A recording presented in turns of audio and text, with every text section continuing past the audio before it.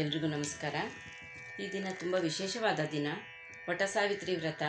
ಜ್ಯೇಷ್ಠ ಮಾಸ ಶುಕ್ಲ ಪಕ್ಷದ ಹುಣ್ಣಿಮೆ. ಪತಿವ್ರತೆ ಸಾವಿತ್ರಿಯಿಂದ ತುಂಬ ವಿಶೇಷವಾದ ದಿನವಾಗಿದೆ. ನಾನು ವಟಸಾವಿತ್ರಿ ವ್ರತದ ಕತೆ ಹಾಡಿನ ರೂಪದಲ್ಲಿ ಹೇಳಿದ್ದೀನಿ. ನೀವು ಎಲ್ಲ ಕೇಳಿ ಕಲ್ತ್ಕೊಳ್ಳಿ. ಅದರಿಂದ ಸೌಭಾಗ್ಯ ಪ್ರಾಪ್ತಿಯಾಗುತ್ತದೆ. ಸಂತಾನಕ್ಕಾಗಿ ಸೌಭಾಗ್ಯಕ್ಕಾಗಿ ವಾರಗೌರಿ ಮಂತ್ರ ಶ್ರೀ ವಾದಿರಾಜ ತೀರ್ಥರು ರಚನೆ ಮಾಡಿರುವಂಥದ್ದು. ಇದರಲ್ಲಿ ವಟಸಾವಿತ್ರಿಯ ಸ್ಮರಣೆ ಕೂಡ ಬರುತ್ತೆ.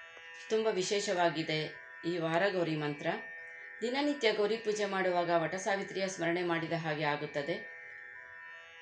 ಇದರ ಫಲಶ್ರುತಿಯಲ್ಲಿ, ವಾರಗೌರಿ ಮಂತ್ರದ ಫಲಶ್ರುತಿಯಲ್ಲಿ ಸೌಭಾಗ್ಯ ಕೊಡು, ಸಾವಿತ್ರಿತನ ಕೊಡು, ಯಾರು ದಿನನಿತ್ಯ ಗೌರಿ ಪೂಜೆ ಮಾಡ್ತಾರೋ ಅವರಿಗೆ ಸೌಭಾಗ್ಯ ಕೊಡು, ಸಾವಿತ್ರಿತನ ಕೊಡು ಅಂತ ಬರುತ್ತೆ. ತುಂಬ ವಿಶೇಷವಾದ ಸ್ತೋತ್ರ.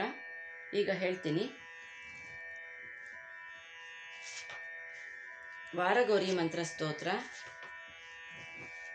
ಆದಿತ್ಯವಾರ ಆನೆ ಗೌರಿ, ಸೋಮವಾರ ಪಟ್ಟದ ಗೌರಿ, ಮಂಗಳವಾರ ವಟಸಾವಿತ್ರಿ, ಬುಧವಾರ ಅನ್ನಪೂರ್ಣೆ, ಗುರುವಾರ ಶೀಗಿ ಗೌರಿ, ಶುಕ್ರವಾರ ಶ್ರೀ ತುಳಸಿ, ಶನಿವಾರ ಹಿರೇಗೌರಿ.